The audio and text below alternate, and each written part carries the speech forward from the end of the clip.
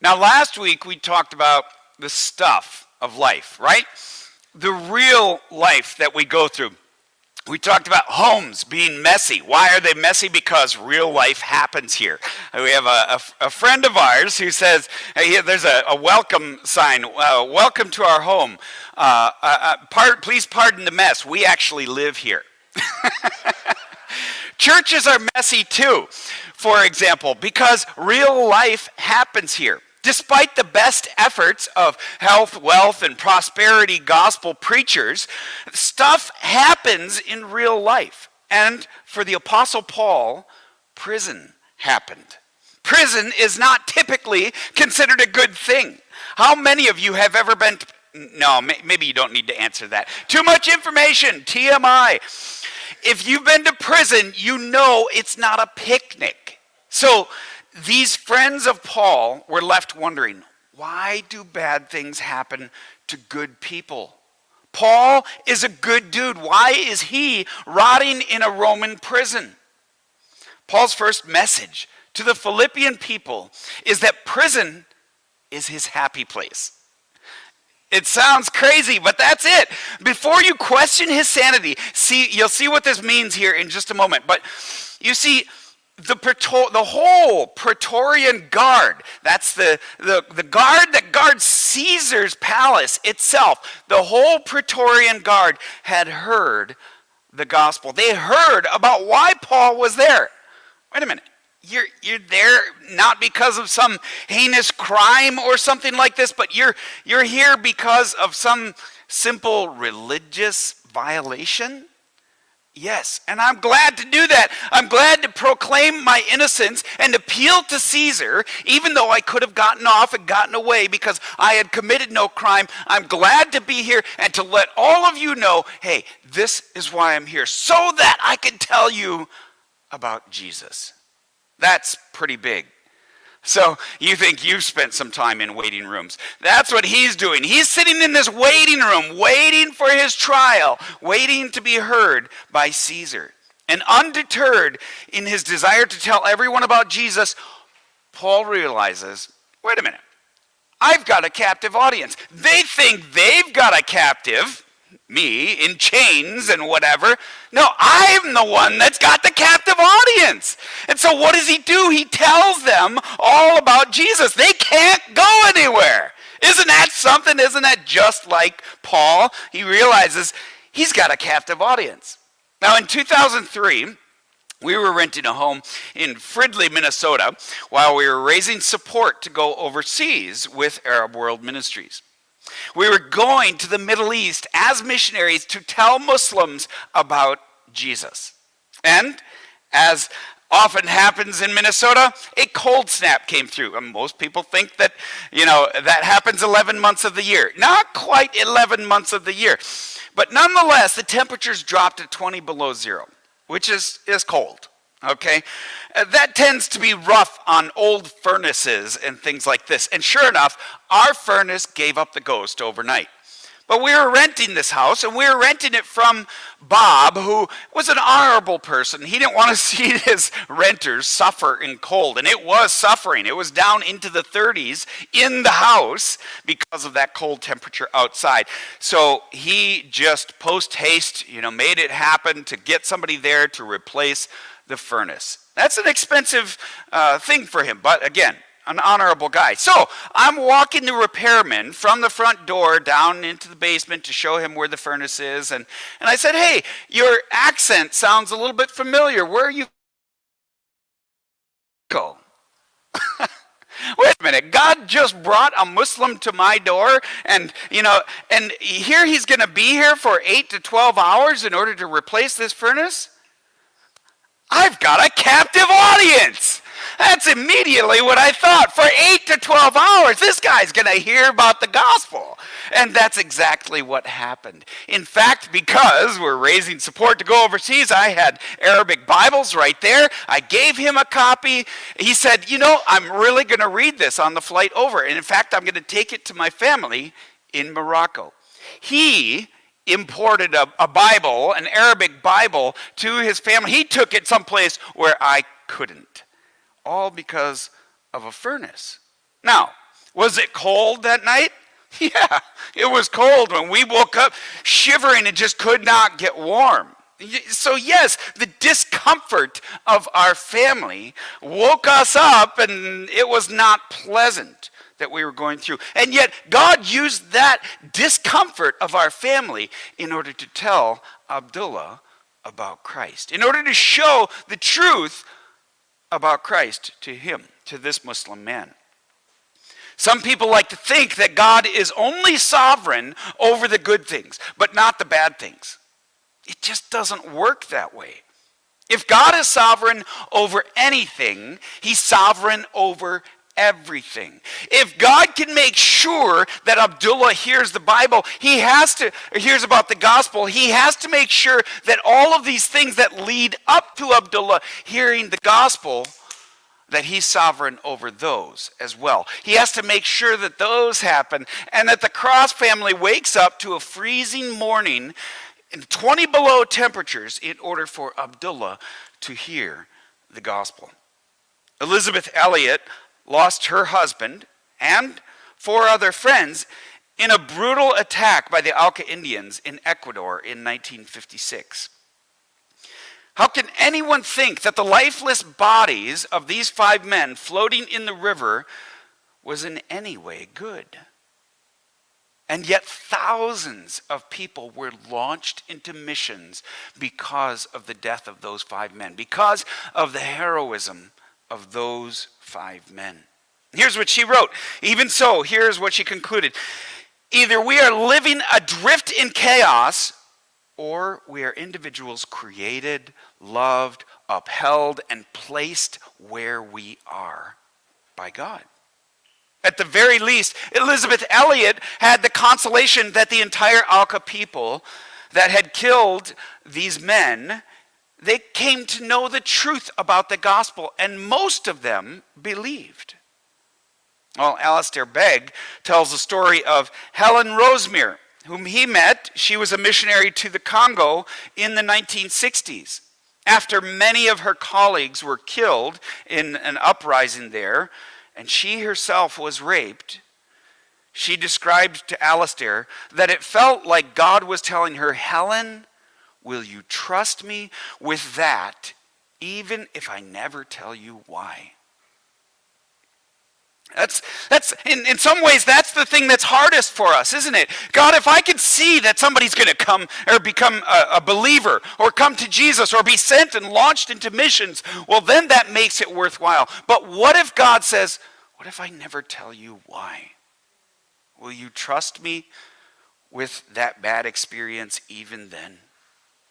How can it be that God doesn't author evil, but he is nonetheless sovereign over evil, so that he always uses it for good for those who love him? These are not easy matters, but Paul is our model of faithfulness in the middle of tribulation. During which of his beatings, which of his stonings, during which of his imprisonments, which of his shipwrecks did Paul ever give up and become faithless? He's our model in the middle of all of this, that God can work these things for good. And here's a perfect example. All of the Praetorian Guard has heard the gospel because I'm in this rat-infested, vermin-infested prison. Because I go hungry, because there is no food program in the prison. It's only what you can get other people to bring you. And that's how the Philippians were helping out. Let me just take a break here to recognize that some of you may have dealt with suffering or loss like this, where it is so raw, you don't know how a good God could allow something like this.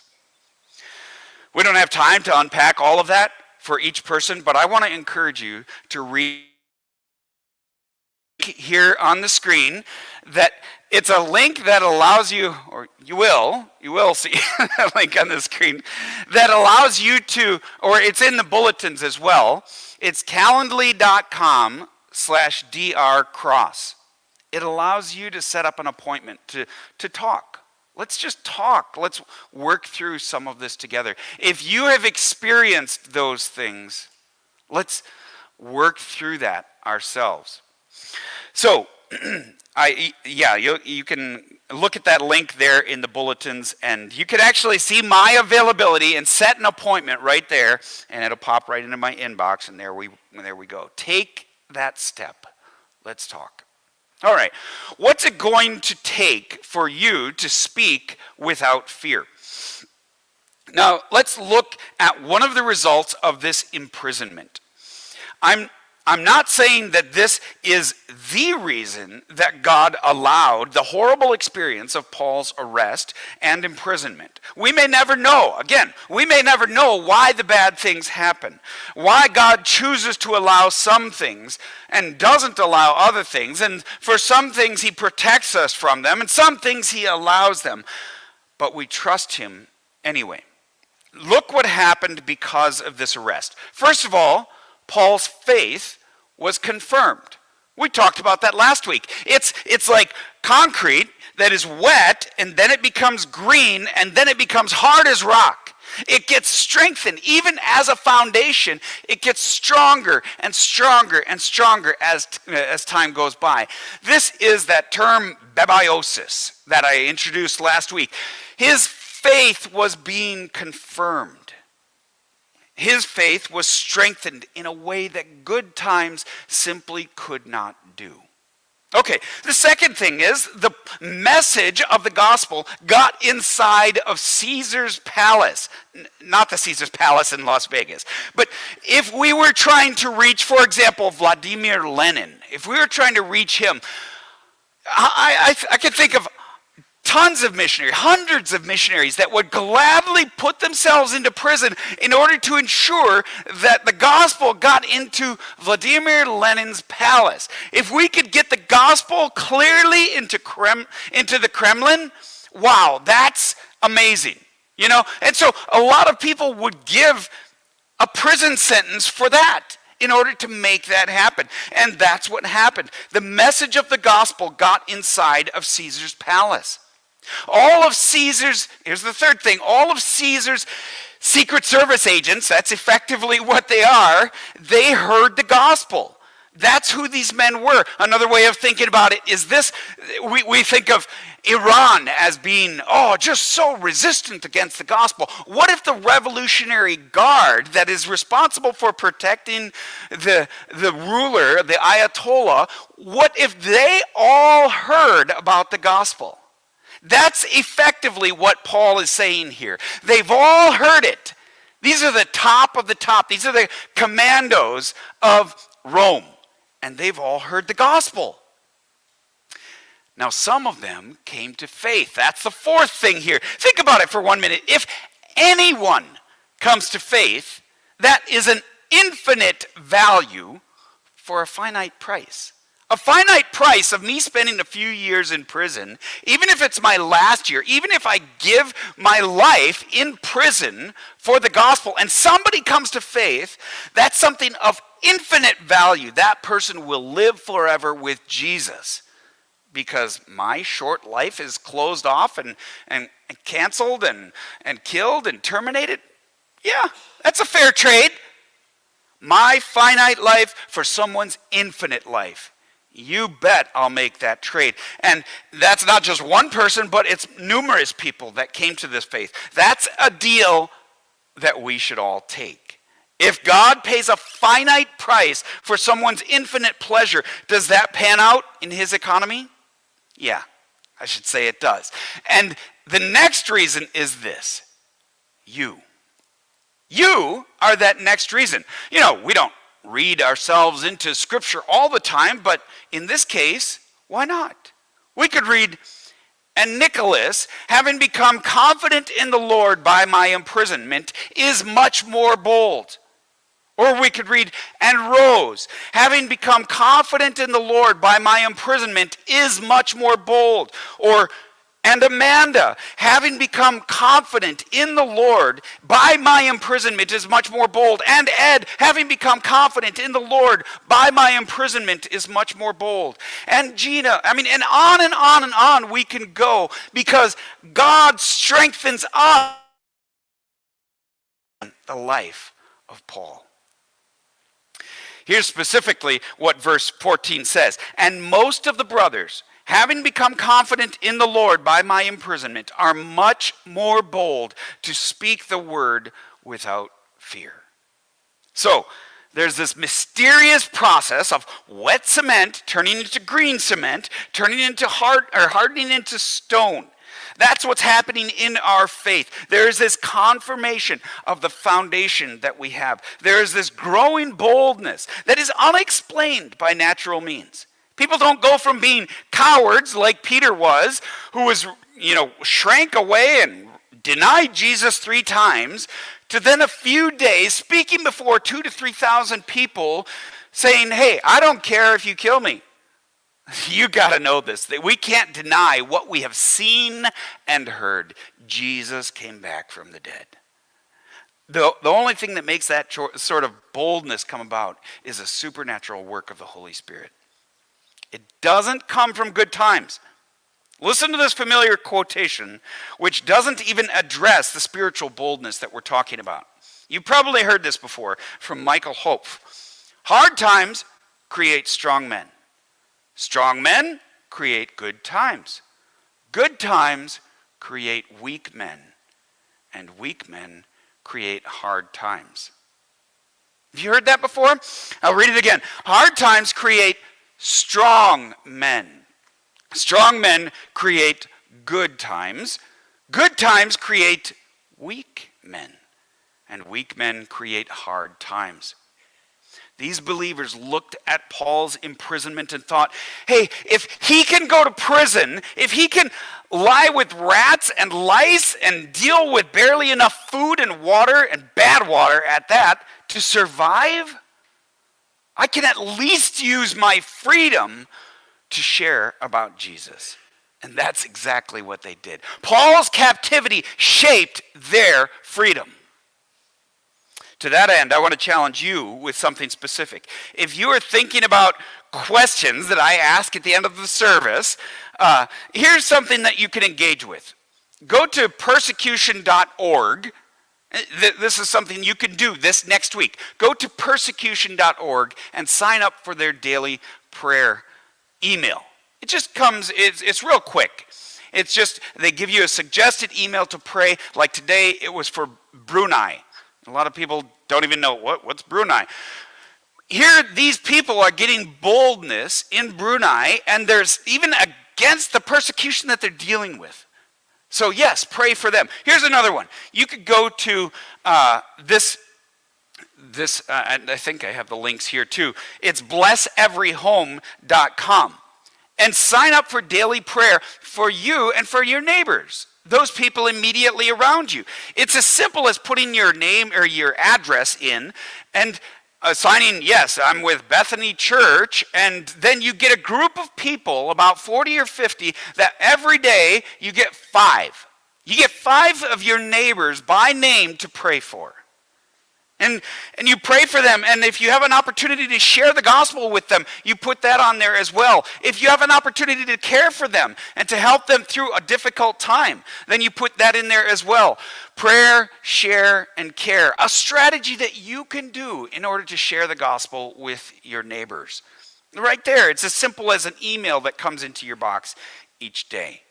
You and I might be tempted to look at people who boldly share their faith, and we think, oh, I wish I had that sort of drive and boldness to be able to tell people about Jesus.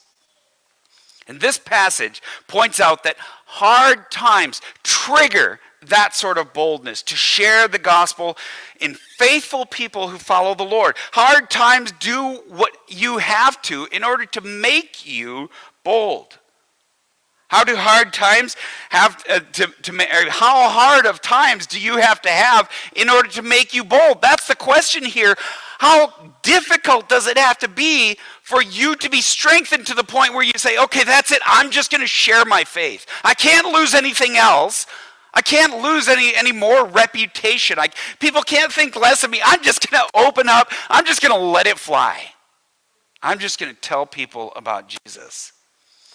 Pray for those in hard times, yes. But become bold in sharing because of those hard times. Even when they're not your hard times. Use Paul as your example. His hard times in prison, that he was willing to give up his freedom to share the gospel with the Praetorian Guard. And that brings us to a happy place.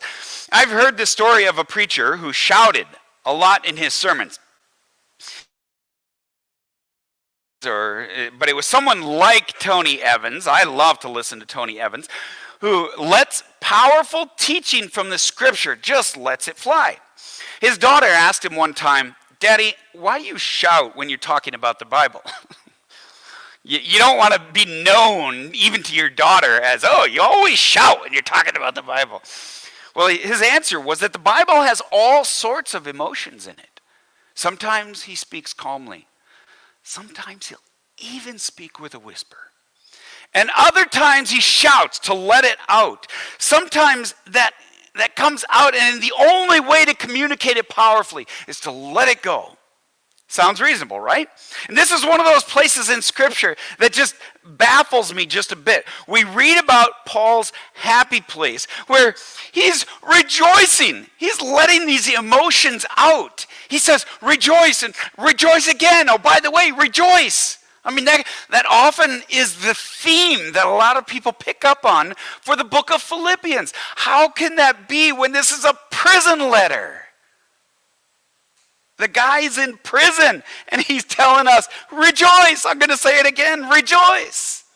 This is his happy place. The only thing is, he's rejoicing with pretentious people. Those preaching envy and rivalry and selfish ambition.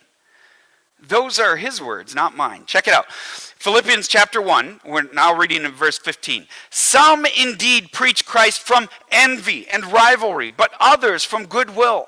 The latter do it out of love, knowing that I am put here for the defense of the gospel. The former proclaim Christ out of selfish ambition, not sincerely, but thinking to afflict me in my imprisonment. What then? Only that in every way, whether in pretense or in truth, Christ is proclaimed. And in that I rejoice. Yes, I will rejoice. Some dudes are totally messed up in their preaching. Just saying. I mean, that's what Paul is just saying, right? To these guys, preaching the gospel was a competition. It was a competition, and when Paul is thrown in prison, they're like, hey, my competitor's gone. This is the time to get lots new followers and likes on my Instagram. And so that's what they did. They went after it full speed ahead with all sorts of gusto because it was a competition. I can build a bigger group than you can, Paul. And so they jumped on it. It's pretty sick, isn't it? I mean, they take advantage of, if they are in fact believers, they're taking advantage of their brother being in prison so that they can build a bigger followership. Now, remember what I mentioned about envy in the earlier when we talked last week. I mentioned that jealousy is wanting the good thing that somebody else has. A Corvette, for example. Because since I was 2 years old and I could say covet, it was almost like covet the Corvette. It was a combination of things, and it probably was in my mind. You see someone with a Corvette and you're like, I want that Corvette. But envy is something different. Envy is, I don't want that person to have that Corvette. You see the difference there? It's a slight difference. You know, a Corvette, you know, you want it. That's jealousy. But if you don't want that other person to have it, that's even a more sinister motive. I don't want that person to be happy with what they have. I don't want that person to have the blessing that they have. And that's what Paul is saying, that these men are preaching with envy and rivalry. We've got a couple of copies of this book here that we just picked up in the past few weeks. You can thank Cheryl for recommending this. She recommended it to me. She was reading through it. It's called Unoffendable: How Just One Change Can Make All of Life Better. That's a big claim, isn't it? You got to read the book. It's really worthwhile. So we have 2 copies here, and I encourage you to read one. This is one of them here in the library. This is one of those points where Paul could be offended. He could be offended. He could throw a tiff because these people are taking advantage of his terrible misfortune.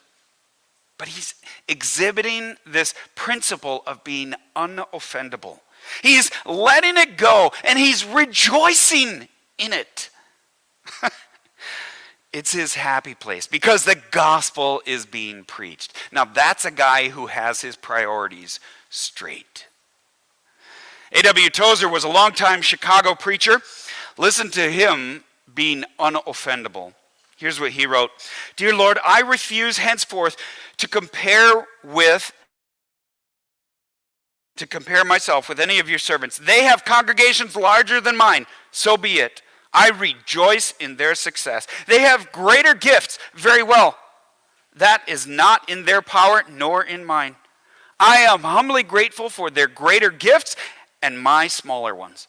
I only pray that I may use to your glory such modest gifts as I possess. I will not compare myself with any, nor will I try to build up my self-esteem by noting where I excel and over one another in your holy work. I herewith make a blanket disavowal of all intrinsic worth. I am but an unprofitable servant. I gladly go to the foot of the cross and own myself of the least of your people. Lord, let me learn from that example. Let me learn from Paul's example. Paul could have been chosen to be offended and unloaded all sorts of imprecations against these guys for their selfish ambition, for their envy, for their rivalry. They knew he was in prison and hoped to make it worse by taking advantage of his incarceration. Instead, he effectively said, hey, if you preach the true gospel, I don't care what your motives are. If your motives are bad, God will deal with you. But at least the gospel is preached.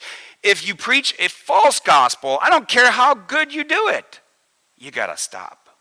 That was the bottom line. Preach the true gospel. Good motives don't excuse a false message. So, Paul, the ex-con, non-con, in pen, just then, gives us confidence to speak the gospel boldly. What's it going to take for you to speak without fear? The amazing thing about it is that you might just find your happy place where you can rejoice over and over because Jesus is being proclaimed. What are you going to do about this? Who are you going to tell? Well, let's see if there are any questions here this morning.